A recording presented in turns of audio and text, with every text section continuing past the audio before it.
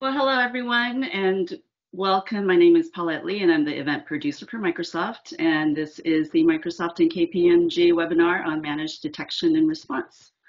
We're broadcasting this through Microsoft Teams webinar, and it is being recorded on behalf of the Microsoft Corporation. Please feel free to post any questions in the chat window. Our experts are all standing by to answer them throughout the webinar.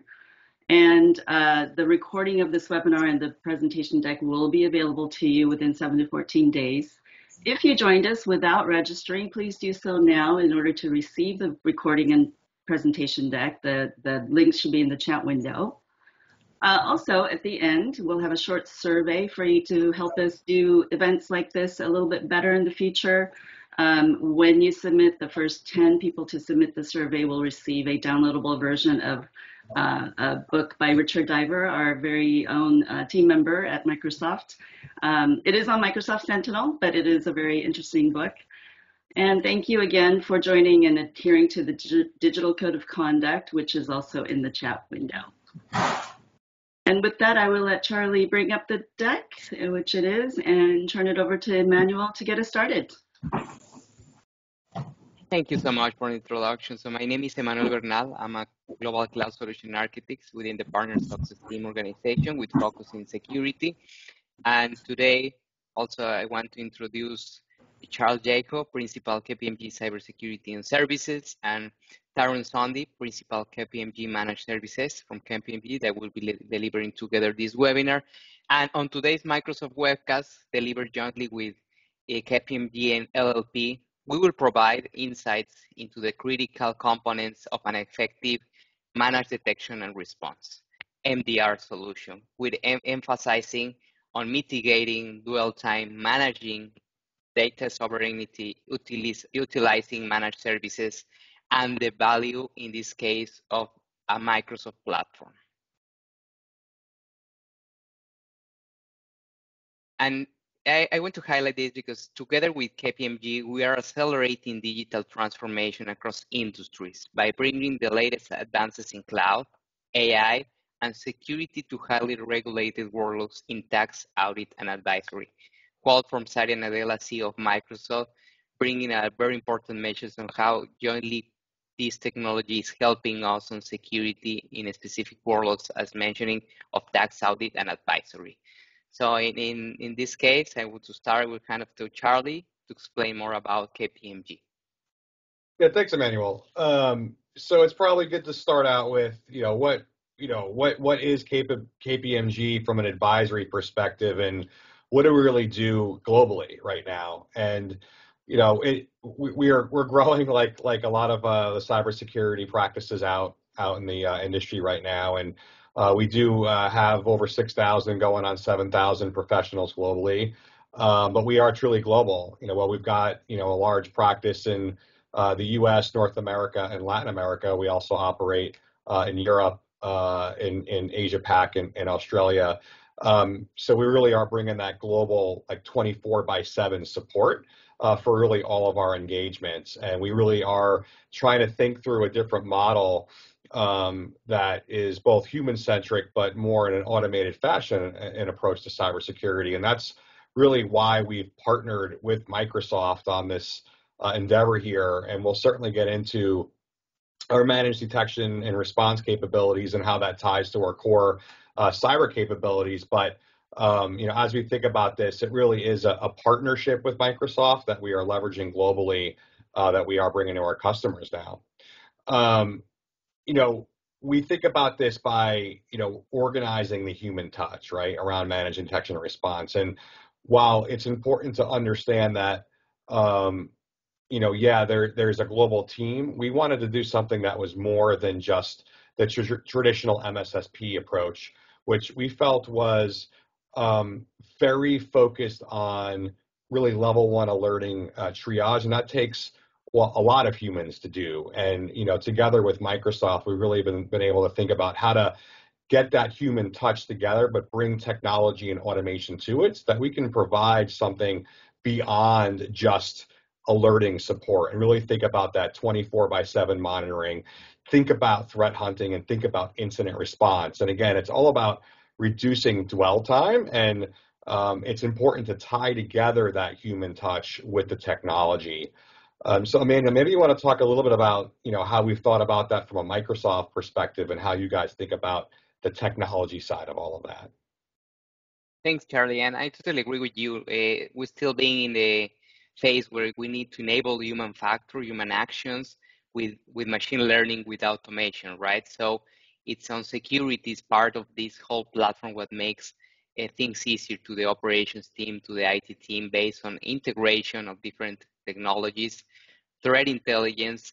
When I talk in specific about the value of the cloud, in this nowadays is about threat intelligence. It's not only going to the cloud to make things easier, it's how we can leverage the threat intelligence on these cases, unify with these methods that you're developing, the security, orchestration, everything, it's all together. And third, last but not least, is the visibility that we need to have in all areas, right? So that's why we're saying in our quotes, enabling human action and result, right? Because we are giving the tools, we are giving everything to facilitate things and resolve, right? Based on different frameworks. And totally aligned with KPMG is doing about threat hunting monitoring is really connected what we can leverage in high amount in the cloud.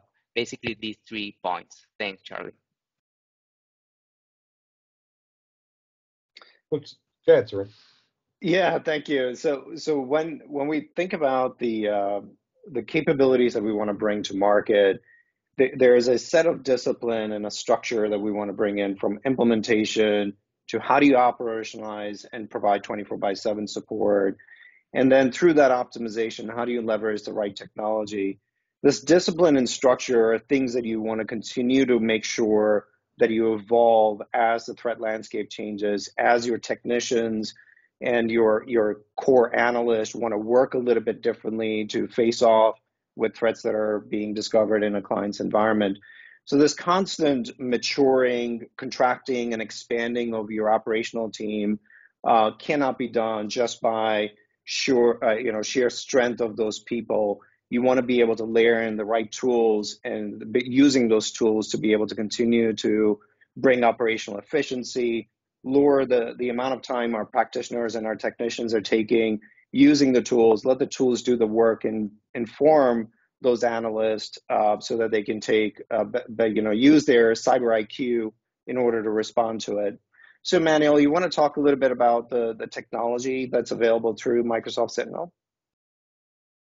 Yes, Aaron. So here, as you know, security is a continuous integration development. So we work on that on that spectrum that we were talking before about threat intelligence and in the previous slides. So it's connected. The frameworks that we have worldwide, everything that you're working from the implementation perspective in the Microsoft Cloud, it's a continuous integration and development. So it's if you develop the solution, you need to continue with the updates, with the specific frameworks that will help you to be updated in the security areas nowadays. The second one is automation, right? In a specific, we need help from automation as well. So these are patterns that we already know, behaviors that it's already established in an organization, and we can leverage automation. So we will have a lot of savings on time and on costs based on that. So that will help us. We don't need to rely, as you mentioned, everything on automation, but it's really 50% of the job that we can leverage and continue based on all these 4 areas, in specific for operationalization, as KPMG is doing, rely on automation for this task. The other is machine learning, right? Based on those topics that we can leverage those types of scenarios that will help us to understand, be updated with the CVEs, everything on that perspective. And at the end, artificial intelligence will be connected with your SOAR as well, right? A lot of that is connected to this based on the cloud that will help you to optimize processes, detect and respond immediately, right? In less time than other areas that we can leverage the security on this type of scenarios. So in this case, I want to talk about the modern security operations. So it has been a really good topic about. I want to show you specific how we are moving on that connection that we were talking before with modern security operations or SecOps, right? The modern SecOps that we're talking. So this is a framework that really connected with what KPMG is doing about detection and response, right? Bringing together all the benefits of Microsoft Cloud and the MDR solution that you have. It's really connected to this. So you are moving through the modern security operations. That's the reason I want to highlight this slide and this architecture, because it's really important how you can have a broad enterprise view from that specific task, talking about the SIEM, threat intelligence. So everything that we were talking before, you can connect this with the framework of modern security operations. So you are doing current modern security operation at this point, and you will have your deep insights, as you were mentioning, raw data that will help you in different perspectives and be more agnostic and holistic on security. As you can see on detail, we are bringing the network, the IoT, the OT, identity, everything together so we can extend the detection and response, not only in one area, not only in one product. So we will have this connectivity, as we were highlighting before, about the single platform and single integration about this case. And then it's connected to the message, Charlie and Tarun, based on the automation, SOAR, incident response, everything here. So everything that I want that you mentioned is connected here in a framework that you want to align the mission and continue to improve based on responsiveness and effectiveness that we talk. And again, connecting with the human operators as expert assistants that we have. And this is something also connected to the previous slides. Is the converging tools and data based on these security modern operations, because it gives you a single portal experience. That's really good. So it's a feedback from the field that we need to work more on that. And now you can have these single portal experiences with Microsoft 365 Defender, with incidents, investigation, threat analytics, and then creating this connection with Sentinel. So that's really cool what you were mentioning about the solution, connecting that. That's the reason you will see that from that perspective. Playbooks for automation, so you can orchestrate remedy that have your specific silos of areas that you can map and have organized based on security, and the semantics and meaning, right? What is an event? What is an alert? What is an incident? An incident can have many alerts. So that's something that also we are working from the security operations. It's to create these semantics and meaning from different perspectives. You have been looking at our roadmaps, our updates on the product, and most of the solutions are converging and are having a correlation and prioritization orchestration from the defender perspective. And at the end, you will have different signals, right? Different signals from different points of view, different blocks of agnostic and holistic security points of views on the organization, that it's identity, endpoint, email, applications, and others, that you can have these unified identity definitions based on different patterns like machines, emails, and you can correlate at the end. So that's the reason I want to highlight this slide, because it's how modern security operations is converging in different tools and data, and how you are bringing together this with the MDR solution as well. Yeah, thank you, Emmanuel, for walking through the technology. You know, at the end of the day, we wanted to listen to our clients to understand when there is so much technology available, capabilities available, what are some of the challenges that they're facing, and how do we bring those two things together, if you will, and solve for those problems. And I think the first one that you see on the left-hand side, on the top left-hand side, is really that speed of business, being able to work at the speed of the organization, meet the demands from their increased cloud adoption to how they want to interact with their customers. And at the same time, they want to make sure that they're securing and managing their data, their IP, and their customers' data as well. To things like high-value threat intelligence. We've heard the term threat intelligence for so long. For almost 2 decades, we've talked about threat intelligence. But how do you take that threat intelligence and convert it into actions? What does that actually mean for me as an organization, as a technician, as a practitioner from an analyst perspective? How can I use that context to drive better decision and find the adversary?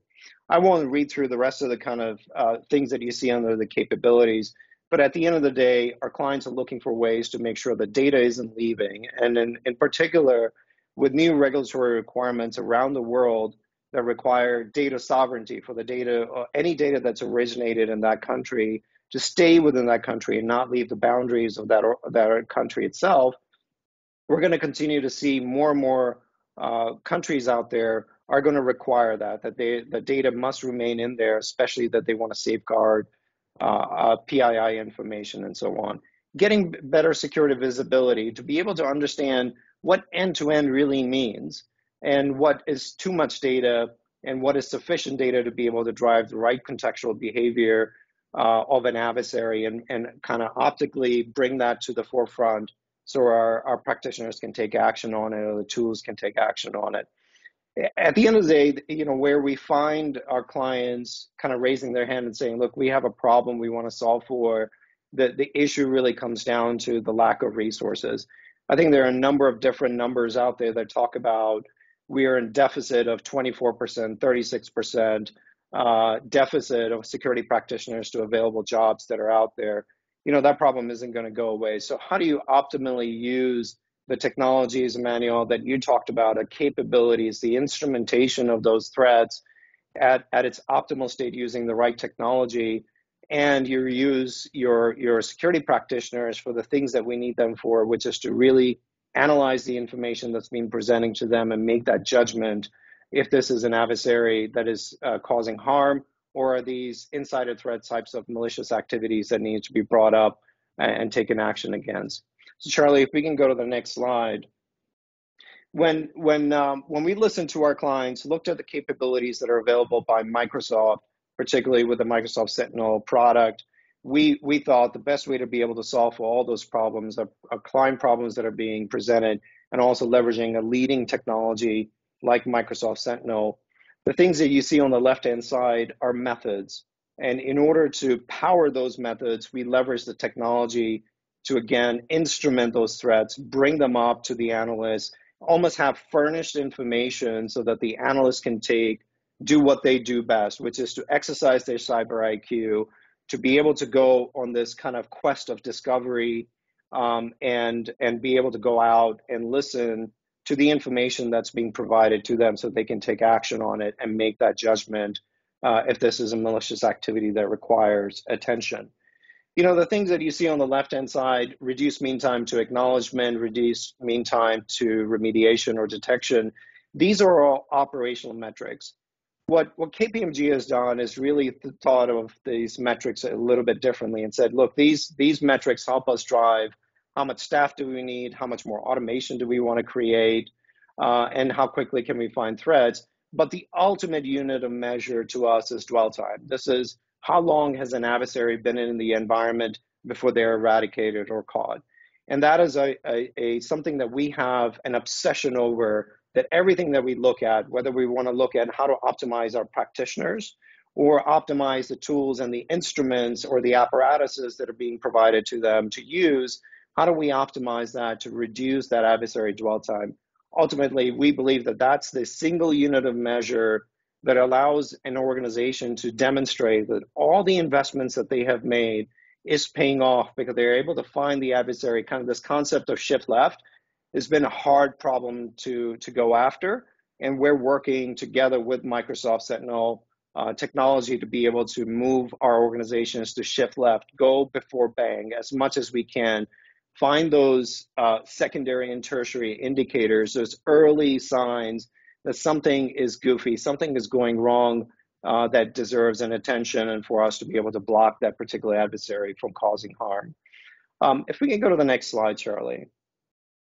So we took the capabilities, as we talked about earlier, which is how do we deliver those types of services? All those are methods, right? We talked about cyber hunting, being able to instrument and using the threat intelligence to curate unique indicators of compromise or unique context. But in order to be able to deliver that to our clients, we came up with a unique model that allows us to be able to work with our clients using their Microsoft tenant, Microsoft Sentinel tenant, without any data ever leaving their organization and coming to us. So you heard earlier, I talked about how different countries out there are restricting data, or they're putting a particular challenge for organizations to make sure that any data that's created there stays in that country and never leaves. And so the idea around this architecture, which is very unique to the way that KPMG and Microsoft work together on, It allows for that data to stay in the client's tenant, in the Microsoft tenant, and we are able to synthetically log into our client's environment, multiple client environments, and manage and detect different threats that are occurring. Now, one question that you may have is this all about Microsoft technologies? No, we obviously have some really neat ways that we can leverage the core capabilities of Microsoft native applications and native tools, such as Microsoft Defender and Defender for Identity, O365, ATP, and so on. There's some very unique capabilities that are available for that, but we don't discriminate against any log source. Whether you're using a different technology, a firewall, or another SIEM, we're able to connect those together, but bring all of that into a single view so that we can instrument that threat in a very unique way and be able to respond to those activities very quickly. A lot of our quests, when we went out looking for a capability to deliver MDR, we looked at different technologies, but ultimately we settled on Microsoft Sentinel, particularly because it was one tool that all the capabilities, all the ways for us to automate, to create efficiencies, to bring a single kind of view of activities that are occurring in a client's environment. This was one tool that had all of those natively. And that to me was great because I can spend less time in engineering and maintaining APIs and connections to different tools, and I can really force my investment in the people that matter most to our clients, where our clients see the value is really around the analysis of the threats that we're seeing in a client's environment. So that's why we chose Microsoft Sentinel. It gave us a unique way to deliver to our clients. Charlie, if we can go to the next slide, please. So Manuel, I think you're going to walk us through the threat intelligence. Yeah, thanks, Teron. Yeah, definitely connecting the message for our threat intelligence, and it has been a really good topic about security. So everything that we can bring to the solutions that you were mentioning right on the right side of the slide, a lot of solutions that really focus with different areas of security, but here it's how we can leverage in all our solutions the threat intelligence of Microsoft, right? So it's not only about your as you were mentioning, ask about different customers that, hey, I have my own patterns, my own behaviors, threat intelligence, and also we can connect that with ours. But here is the detail about how we can leverage the Microsoft threat intelligence in all time, right? And most of our solutions are gathering these different signals, threat feeds, original research that you will see on the detailed slide, and with a lot of signals, right? You will see millions, trillions right now that we are bringing to the cloud every day. I can say every single second, minute. So we are bringing whatever it's happening around the world, not only in your area, not only on your industry. So you need to feel secure that we are bringing 24 trillion signals daily, and that will increase the next month, the next week. So that is connected with all our machine learning. Everything that we were talking before is there, right? So how we are bringing the product, and we call it in the technical word, the telemetry that we are giving to all the customers in Microsoft Cloud services and products. And it's what is now the telemetry in the past, but basically it's the threat intelligence that we're bringing based on that. And one important thing to highlight here, based on your previous comments around the customer IR intelligence, that we can also bring together and put together on Sentinel, that you were mentioning, different signals, different sources, that we have everything together. So this creates more effectiveness when responding to specific threat, or being also to prevent, or having more certainty of what is happening. If it's good or not, I will have more data that it's helping inside Microsoft. And with this, we have all the telemetry and data, and we start doing predictions, actions, and that's where all the machine learning AI is working. Here it is, right? It's more in detail that I was previously talking about. So all the data collection, analysis, thanks Charlie, that it's connected to every single product, and then we start doing this behavior, these patterns, and this will help you all the time to realize new discoveries. And you were mentioning about focusing on other tasks from the security perspective, not only responding, not only being aware of threats. You can start using develop new solutions that will help you new discoveries in your organization, that products that you're working on that make data available, and also with the great use of APIs to access these results and have this correlation. And then it will generate data which fits back into system, for example, right? So it's a cycle that really helps us to understand better. And again, as you will see on the live, humans, right? Threat contents, engineered data scientists, and more. It's not only a technology or machines working behind threat intelligence. We have a lot of areas inside Microsoft that are working, a lot of engineers, a lot of prepared people, Jedi teams, as we call it, that are really focused on any specific world to develop this threat intelligence and bring it to you with the best behaviors, with the best collection, normalization, analytics, whatever you want. It's people that are helping you as well. So it's connecting, again, human and machine factor, right? Based on these benefits that you will have from the inside view of threat intelligence. Thanks, Charlie. And I want to, connected to that message, I want to talk about this. I know we have been running in a really tough year about ransomware around the world, and we have this pattern called the human operated ransomware, right? So right now it's really putting organizations in a high alert if they don't have specific solutions, but it's more assisted by scripts and malware, but they are human operators at the end. So imagine attacking through a big technology like a solution they develop on the cloud, specific malware they develop on a big system. So now we want to put this, how it's connected to our Defender solutions and how KPMG is doing that based on the framework. So it's connecting this specific ransomware that people are doing and how will be at the end the human attack operators, right? So as I was mentioning, right now it's not doing only attacks from a machine, right? From my own computer. I'm creating the attacks coming from a data center as an examples, and they will try to work with the organization and buy access, put it like a kidnapping the servers, right?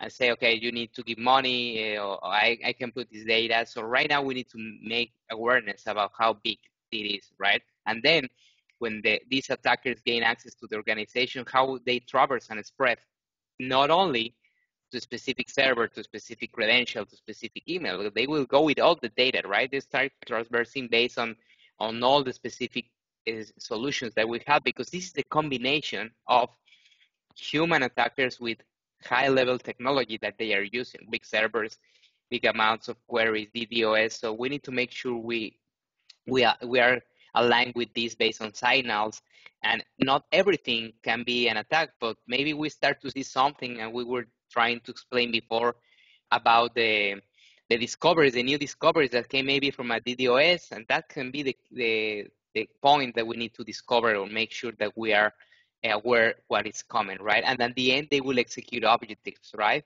Based on the framework that Charlie showing, traverse and spread, execute objectives, and in the end, they will do the extortion, right? As I was mentioning before, right? So give me money, and we need to make sure we don't get to this point. So it's a very good point, because it's really our telemetry, threat intelligence is working really on this type of human operated ransomware that we want to have. And with this MDR solution, you can have everything from that perspective and have this detection, prevention, and response from this specific, and then be prepared, prevent that, and in case we don't want to react, as Tarun and Charlie were mentioning at the beginning. These are some examples that have been from the human-operated ransomware, but really heavy nowadays, right? Yeah, thank you for that, Emmanuel. I think you hit some core points there, particularly how do you bring in the right threat intelligence information, the telemetry of different sources of insights that are being generated. We believe that there is this kind of roadmap that we're depicting here takes us for more where an analyst is starting to exercise its curiosity, looking for information, to there's a journey, a clear path that we see towards more predictive or autonomic security, that kind of self-healing, self-discovery, and being able to resolve things as it's learning. AI is at the center of it. Machine learning is at the center of it. And through this composite of different data, different telemetry, different insights, we're going to continue to see better behaviors being put together and being predicted by the analytics machine. And for that, we need a lot of cross-functional data. And I think there's been different terms being thrown around for a number of years now, such as fusion, cross-functional, and so on. But there's a journey. We know clients are across this spectrum somewhere. They pick a particular path on where do they want to be as part of this kind of security maturity, if you will, from a modern SOC operations perspective, because there's a balance that you want to be able to keep. You want to be able to invest based on your particular risk profile, your risk appetite. And what we are able to do together with Microsoft is be able to traverse this entire spectrum and take our clients to either more of a predictive and autonomic side of security to maybe still staying within the inquiry mode, the more discovery and looking for information and that kind of a maturity side of the business. But wherever you are in this particular journey, KPMG is here to help, particularly with our managed detection and response capability, and also our transformation to help you implement these different tools, optimize those tools, and we can run that on your behalf. I think we're coming to a time where we want to take a quick pause and open it up for questions. Charlie, is that next? Yeah, I know there's a little bit more content to room, but I think we're starting to see some good questions in the chat. The first one I saw was around non-Microsoft connections, and I Sure. see that, I think Richard, posted some kind of standard, connectivities that are that are available in the Microsoft store. I think it would be good to talk about some of the stuff that we've created as well as additional ways to connect outside of, but maybe some real examples, the Splunks, the Palo Altos of the world type discussion. Sure. No, it's a great question. We get that quite a bit. Ultimately, like I said earlier, we don't discriminate against any type of log source, whether it's coming directly from a SIEM. We're able to extract that data, bring it into Microsoft Sentinel, process that information using other sources of data or other telemetry that we want to bring in. Where we can, it's our recommendation that we get the data, the logs, if you will, or any other types of information that we want to bring in directly from the source into Microsoft Sentinel, so it's unadulterated. There's no change made to that data. That way we can look into that information a little bit deeper and get the optics that we're looking for from it. So that's an example of a SIEM technology like Charlie mentioned, whether you're using Splunk or anything like that. I think a natural next question will be, well, if I already purchased a SIEM, I've invested in that, what can I do with it? What we recommend, one of the things that you could consider is to turn that more into a log management system where you store your logs based on any regulatory requirements that you may have or compliance that you want to be able to meet. And we can leverage Microsoft Sentinel for maybe up to 90 days of data. We don't find that many use cases that fall outside of 90 days that you need to keep that data hot. You can put it into warm or cold storage after that. And we can always play that back if we need to go find patient zero. But technically speaking, these are all ways that we can bring in the information. We can converge your existing tools into other capabilities, such as you want to do some dashboarding and bring in some information to drive more business types of behavior, understanding, and so on. And also the same thing goes for non-Microsoft technologies, whether it's an endpoint or a firewall or an IDS and IPS sensors. There are connectors. I think somebody's already made the comment. Richard Diver's already made the comment that there are connectors that are already available. And when there isn't a connector available, we have an entire process and discipline by which we can build a custom connector and bring the data that we need in order to do our job or basically hydrate the use cases. Yeah. That's good. We were spending time earlier talking about. No worries, man. I was like, oh no, what Twan put you through? I think let me see if we can mute someone. There we go. I think we muted. All right, cool.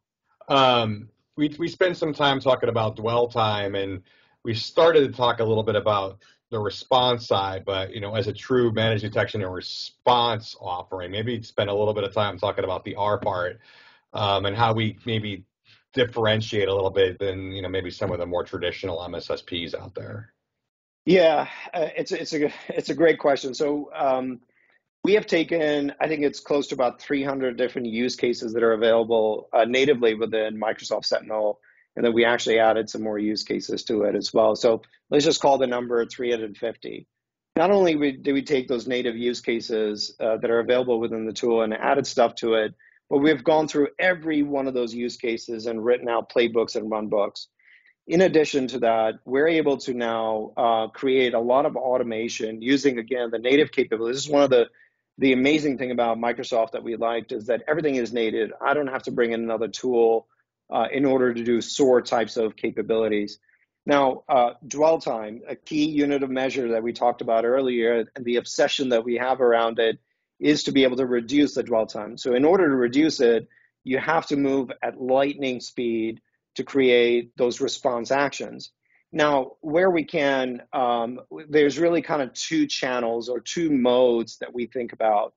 One is a fully automated mode. These are things and actions that we can automatically take on our client's behalf that we believe are benign activities, such as if, let's just say, there's an infection that's found in Tarun's laptop, can we force a restart of Microsoft Defender?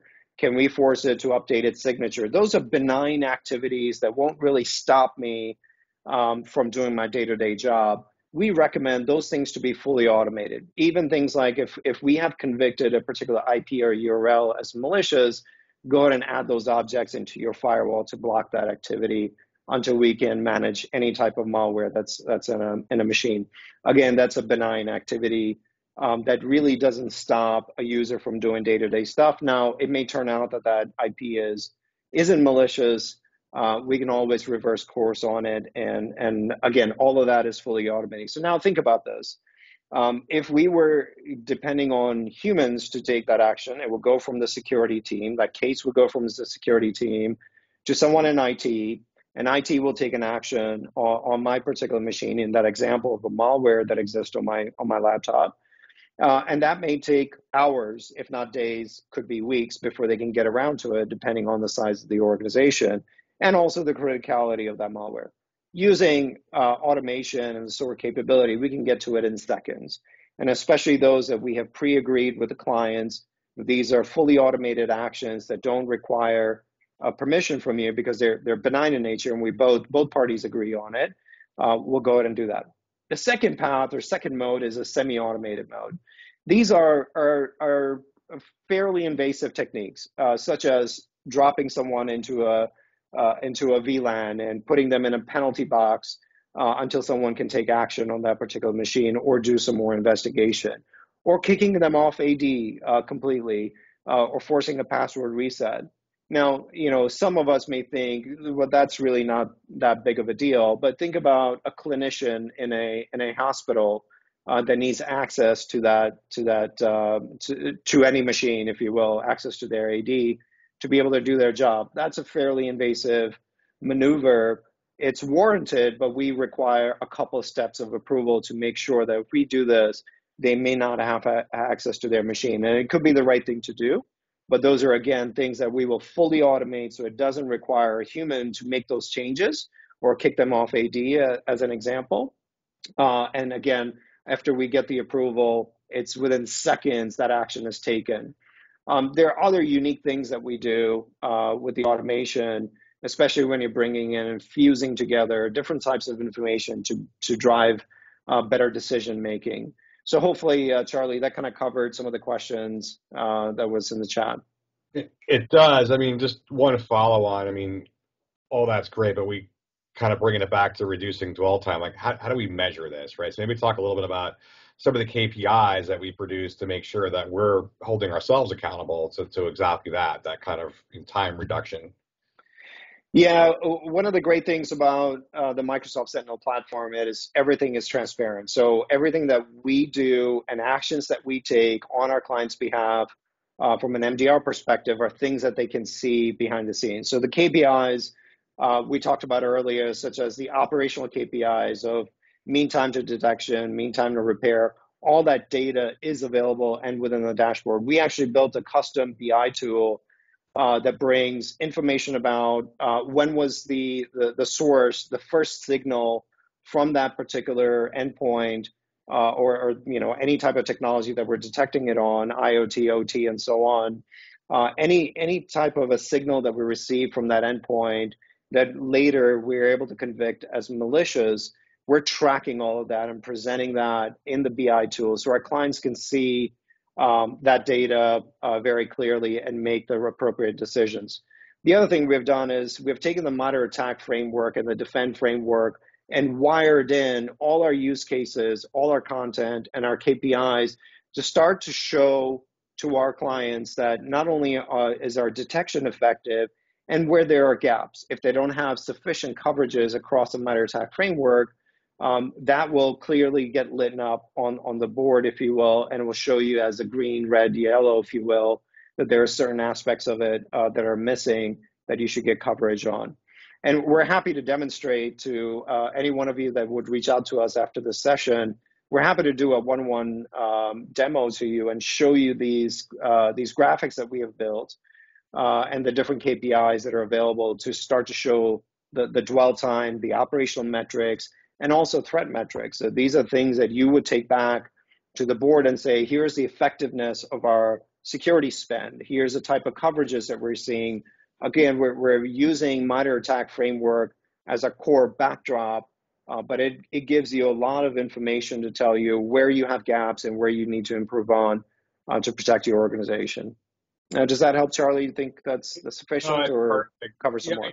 I know we're about out of time here. There was a question around, how do we think about pricing and scoping, and just tying that back to an annual budget and how that kind of scales over time. So we can kind of end with that one, and then anything that comes in, we can follow up offline.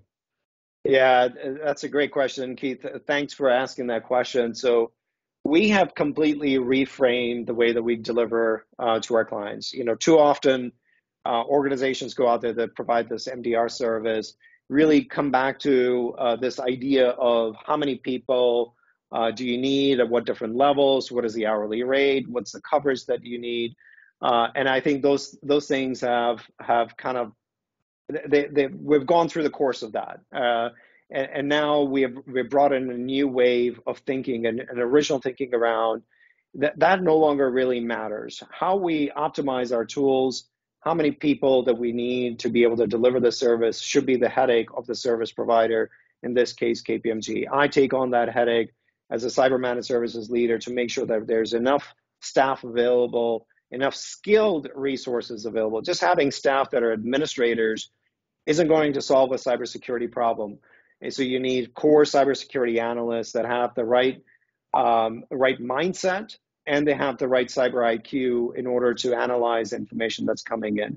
So we take on that headache of staffing. Where we measure and work with our clients from a pricing perspective is really distill that down into very simple units of measure, which is to think about the number of events that may get translated in a number of alerts and ultimately a number of incidents per month. And out of those incidents, what is the probability of a P1 versus P2 and a P3? We work with you on that. And now a natural question will be, let's just take, for example, you get about 100 incidents a month. There's a value associated to that. Our clients are placing a value on that, on the incidents, because we're managing it through it. Well, what happens in the next month that it becomes 120 or 110 or 90? We want to make this experience completely frictionless with our clients. So we look at a 90-day trend, historical trend, to see, are we trending in a pretty, in a kind of a flat way, if you will. 1 month it's 100, another month it's 90, the next month is 120. Look, if the trend is flat and we don't see that much breaching against the 100 incidents per month, you won't hear from us again. It's a flat monthly fee for the next 3 years that you pay, as long as we kind of stay within those tolerances that we have established in our contract with you. And that's it. That's the only way that we charge our clients. We don't break that down into worrying about how many people do you need, what kind of shifts. All that is our headache that we manage. We believe that we have one of the best ways to be able to solve for that for our clients and make that experience extremely frictionless. Perfect. Appreciate that. Yeah. I think Paul,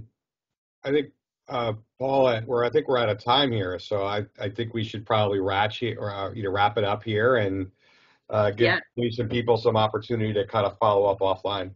Yep, so I am showing the closing slide here. Thank you everyone for joining, and the survey link and the QR code is in the chat window. I appreciate everyone submitting a short survey. And any other final words from the speakers, I'll let you say goodbye, and thank you everybody, and have a great day. Thanks everybody, really appreciate it. Thank you. Thank you. Thanks everyone. Bye-bye.